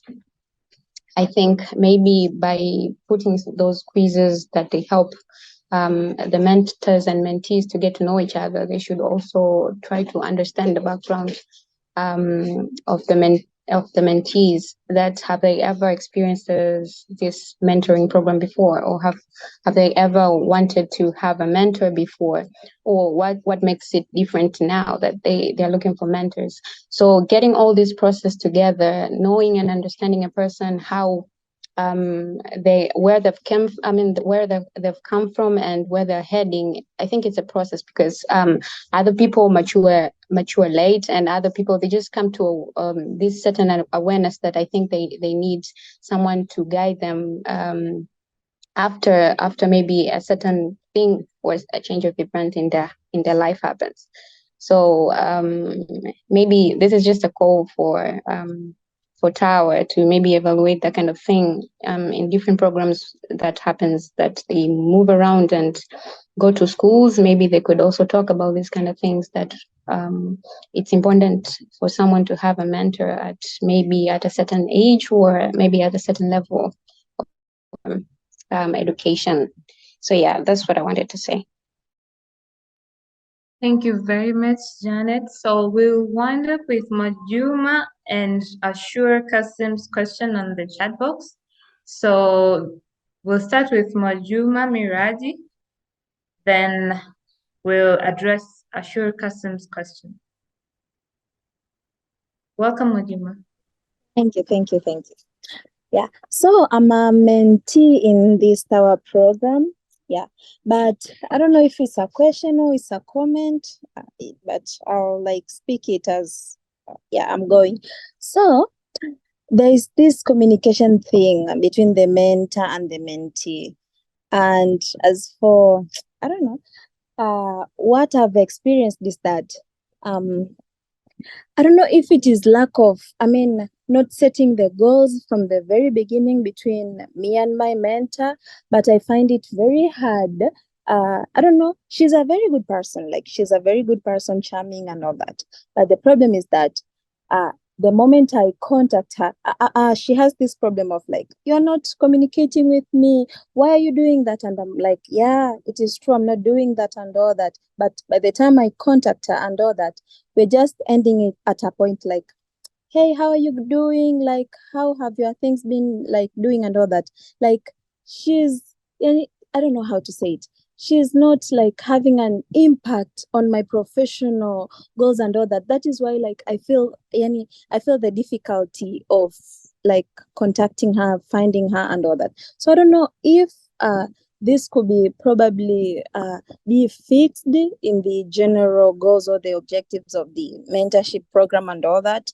But there's that problem between the mentor and the mentee. As I've seen, most of the people who have spoken here are the mentors. They are the mentees don't find us, they do not communicate with us and all that. But there's this problem also that has to be addressed. I'm contacting you, hey mentor, how are you doing? I'm fine, how are you? And all that. But what are we doing? We are doing nothing. You're not giving me tasks to do and all that. So yeah, that is, I don't know my comment, I don't know my question. Yeah, thank you. Well, thank you very much, Majuma. I guess some of your concerns also might be addressed by the panelists when they're about to wind up in giving us general advice of how mentorship journey or partnership should go. But as we wind up from Ashur's question is that she came in late, so she is asking Neema Kahabi if it's possible for her to summarize the part of setting clear goals. And as we invite Neema Kahabi for this question on revisiting the part of setting clear goals. Also, we'll wind up by the panelists giving us, as I said, their advice on a mentorship journey. So we'll start with Nema, then Indu, then Tayu. Welcome.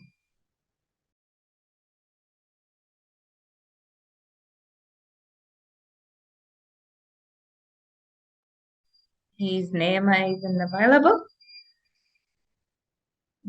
Not quite seeing her. Oh. So, yeah, Nema is not available for the time being. We'll start with Indu. Okay, I think the last girl who spoke it's very clear. You know, it's simple. TAWA became a platform to bring two people together. Okay, one has a need, one has an experience. So the person who has the need has to be, in some ways, the driver. Okay, so at the beginning of your program, you have to understand your own need, your own ask. If you don't know what is your ask, it can be very undefined in the sense that you don't have a clear-cut question. But you came into the program because you have a need. And that is something you need to understand in your own self. As I think we touched upon it very nicely, saying your own self-awareness.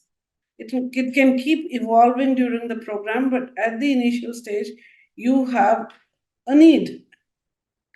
From that need, you have to build on an anticipation. Okay, I had that need, so what do I have to reach as a goal? There might be 1 goal, 5 goals, 10 goals, whatever it is. Are you able to ask your mentor, how do I link these things?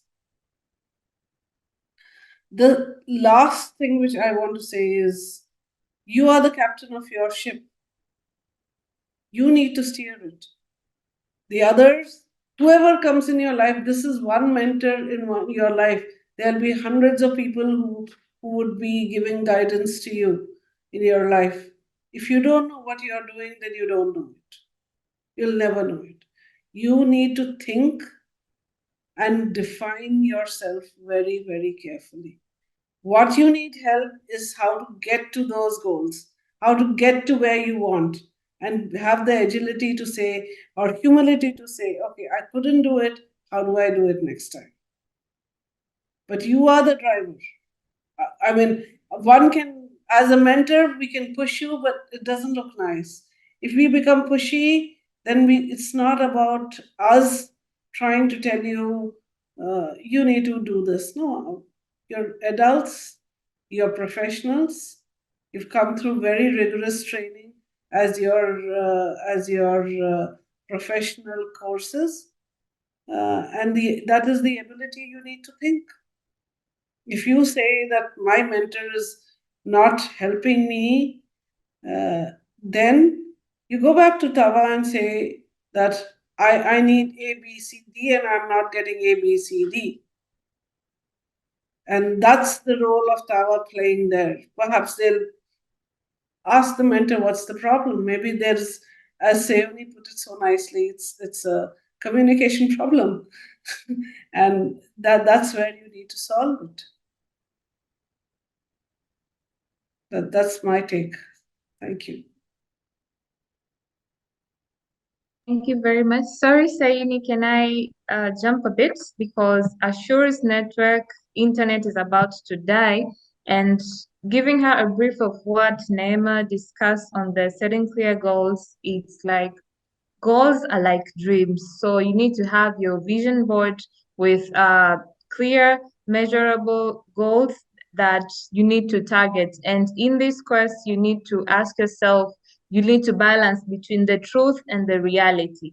What do you want and what's on the ground that's happening? So you balance and come up with great, like with defined goals on what you want to do and go about, with the help of also SWOT analysis, knowing your strength, your weakness, opportunity, and even threats. So it's the self-analysis that you could take and help you in the process of setting clear goals. So welcome, Sayuni. Sorry, Winnie, can you repeat? You wanted me to advise on what? Because there's a lot of questions that were coming in the mix and then a lot of answers, and I think I got lost halfway there. Yes, we're about to wind up, so it's just giving us a bit of advice how to navigate in a successful mentoring relationship. Okay. How to navigate okay. So first of all, I heard Mayuma talk, and I really, really do like your emphasis to the program and just you as a person. You really seem outgoing and somebody that's really spoken, and that's very, very important. But again, like everybody else that spoke beforehand, there's a lot of mentors in the world. But for this specific program, I think like what we said before in terms of communication. So yes, you've been trying to make an effort to communicate with your mentor. But then at the same time, if you're not getting that communication is not being reciprocated, then you can always talk back to TAWAH and have that feedback. So if you kind of remember in the presentations we've been doing, we did mention that in the relationship, it's very important to have feedbacks. So a feedback between, let's say, like when you're setting your clear goals, every 2 weeks, we'll be sitting down and reevaluating what we've done. So that could have been something that I'd encourage you to keep doing. But again, for everybody else who's in here, pretty much maybe a mentee, is to understand one thing I've noticed that many people, yes, while we look for mentors, or I am also a mentee and a mentor, but sometimes the mentorship is not only about getting a job at the end of the day. And I think this is where the little bit of sometimes a misunderstanding, if you may, happens. Many people, yes, join the program with the hopes that at the end of the day, the mentor should be able to take you to a job or find you a job, which is a bonus if that happens. But most times mentorship is more than that. It actually prepares you for what you want to go and do. It prepares you for facing your goals or rushing to your goals, facing your challenges. It shapes you as a person. It gives you confidence in how to speak, how to go for a job interview, for example, how to even handle situations and problems. So if you look at it from that direction, it means that's why we talk about creation and relationship and communication in the mentorship is very, very important. And another thing is I think somebody did mention not having a mentor through life or people, or this being the first time for mentorship. In actual sense, like what Hindu had mentioned very first time is, in one way or the other, we all have mentors and mentees. It may not be as apparent or obvious that way, but one way or the other, we always have mentee or mentors. And these can be in a form of parents, form of sisters, brothers, people you look up to, role models. There's a way you'd notice the way you do life. There's part that is you, and there's a part that you want to reach somewhere. Maybe I look onto Winnie and the way she was and the way she is. I want to follow. I want to actually do what she was doing. So in a way, we are all mentoring each other. We are learning from each other, knowingly or unknowingly. It may not be as open as what TAWAH is doing, but again, I do agree with you. It's still very new for most of us. Hence, why TAWAH is trying to do all these talks and sessions so that we can get more people. We can create awareness, and then from the people that were mentees can also go and mentor others, and so forth and so on.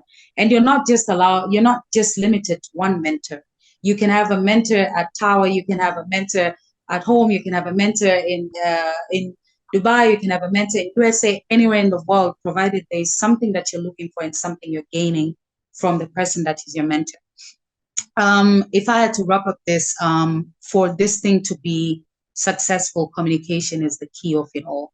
And from the communications, from the presentations we've been having, we come and see how much there's always a miss in communication, whereby, and in communication is not just about phone call, it's expressing. I'll use an example of Majuma. Majuma, you expressed yourself from the heart. You expressed exactly what was the issue. Now, this was something that was supposed to be expressed early on between you and your mentor. Or if the mentor was not listening to it, then you're sitting with the TAWAH team and expressing the same thing like, hey, this person, yes, is good here and here and here, but then that's it. That's where we end up. Like there's nothing more that we're going ahead and I need to go ahead. So communication is important for all of us. But again, even Nema mentioned something about personality. And I remember once I'd done a presentation in the same tower about personality traits. It's very, very important to understand. You have the introvert, extroverts. These are all different aspects, but also to understand the people that you match with as well. Another thing in this thing is for mentors now. There should be something that you actually can contribute again.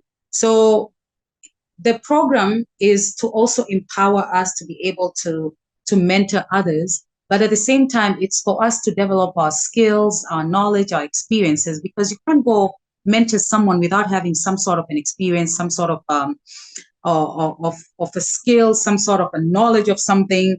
You won't be able to actually lead someone else to do something. So mentors, it's very, very important to actually be people that have some of these characters there. But communication, I think if there's one thing I'll end up my talk in is communication is very important. And pairing of mentors has got nothing to do with the fact that somebody's an architect and I have to pair up with an architect. It always boils down to how do we connect, how do we blend together. So I'm hoping from everybody that's already connected here and everything that we've heard today, I've learned a lot as well from all the presenters that went here. But the mere fact that we hope in the next session, when TAWAH starts, we will be what do you call this, ambassadors. Like we're about 26 people in this call right now. So I expect in the next session, when we are starting, we ourselves will be one to be able to share to the ones that could not join in, like what we learned, what we should expect, what it's all about. It's not about, because there's a time even Victoria did mention that some people came rushing to this mentorship program thinking there's money at the end of the day.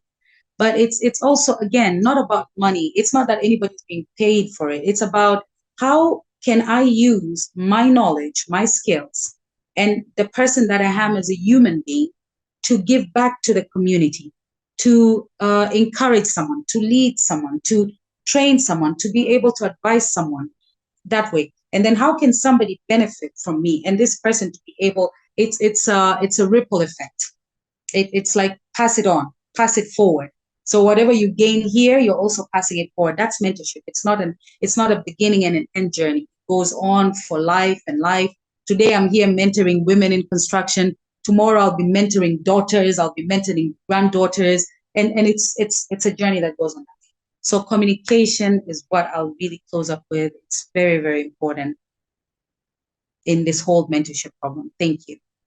Can I add one word? I think it's authentic communication. Yes, authentic communication. Thank you, Indu and Sayuni.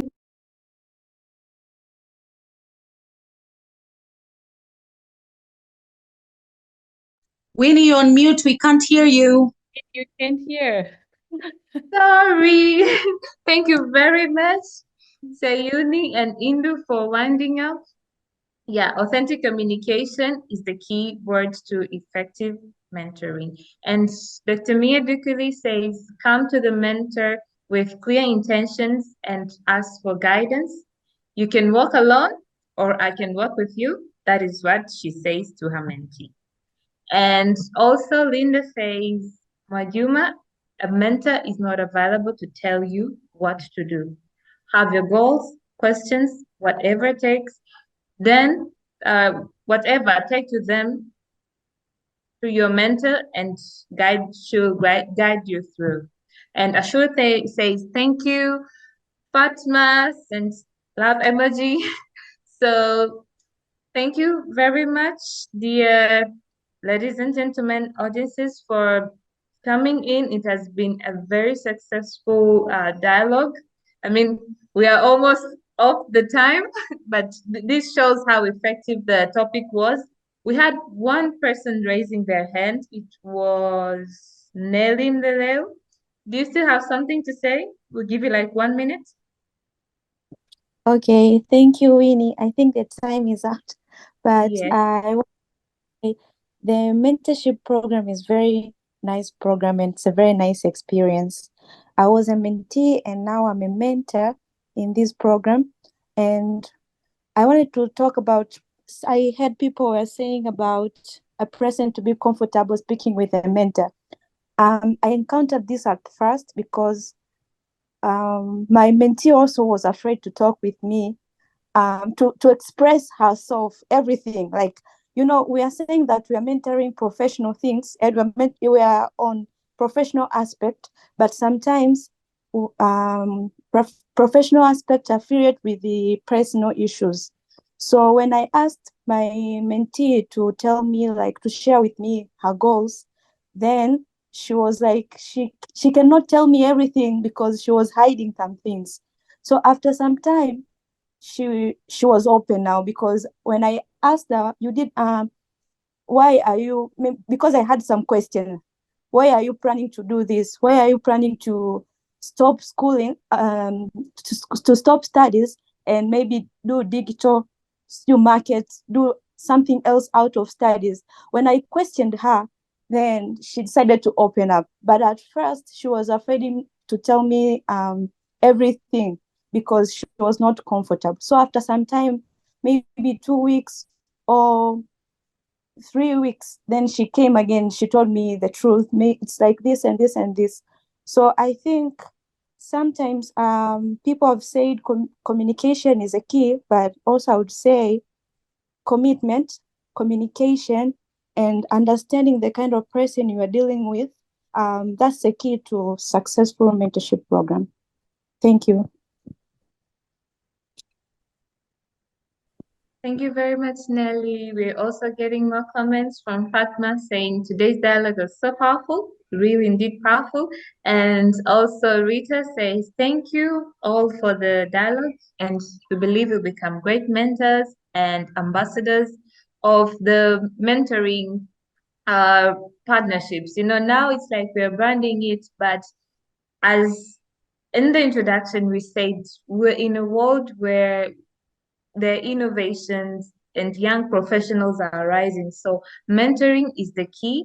And our panelists said it all. Communication, setting clear goals, and also self-awareness will help you or guide you through in knowing who is great for mentoring you and also going with the flow. And yeah, everything will be just okay. And without further ado, thank you very much, dear audiences, panelists, for joining in. And thank you very much to TAWAH Mentoring team for presenting this dialogue. And it was nice hosting it. So now I pass on the mic to Dr. Vicky and wind up. Okay, thank you.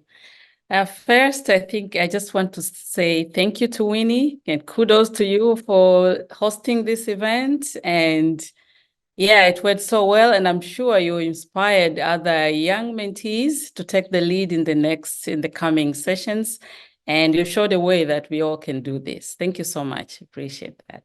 Thank you. Main objective for starting these dialogue sessions in the mentoring program is just to create a platform where we can all meet, share our experiences, inspire one another, and also hear from our role models. We do have a number of role models, but sometimes we just don't know them. So we think this platform and dialogue is that area where we can get inspired and hear all different stories. And what we have heard today from you, Sayudi, Indu, and from Neema, for me personally, it has inspired me a lot, and I've learned so many skills that I can use to make sure this mentoring program is becoming more successful. So thank you so much for your time, and we appreciate for sharing your knowledge. And also want to thank all the participants, mentees, and our sponsors for making this mentoring program possible. And our group, this mentoring group that we have from 2022 to 2024 this year, will graduate this September. And I do believe the mentees that you guys have will become mentors in the next session. So let's keep on supporting one another. And yeah, at the end of the day, I think we will end up with this myth that construction industry is just dominated by men. We also want to have women known out there. Yeah, so thank you so much. But before we close, we like to take a group photo. So if you're in a position where you can turn on your cameras and we take a group photo, and we'll share this in our social media platforms. And we also have this video in our website, on our YouTube as well. So you will be able to listen in again and share with those who were not able to participate today. So let's get those big smiles. I'll take a photo. And Sayuni, you have a message in the chat box. So kindly check it out. All right. So first we're smiling and posing for the camera. Let's smile first. Mm-hmm. I already got my smile on. Okay, smile. Take another one. All right. Thank you. Thank you so much. So nice to see all of you from all over the world. And me, good morning. Thank you so much. Bye-bye. Okie dokie. Bye.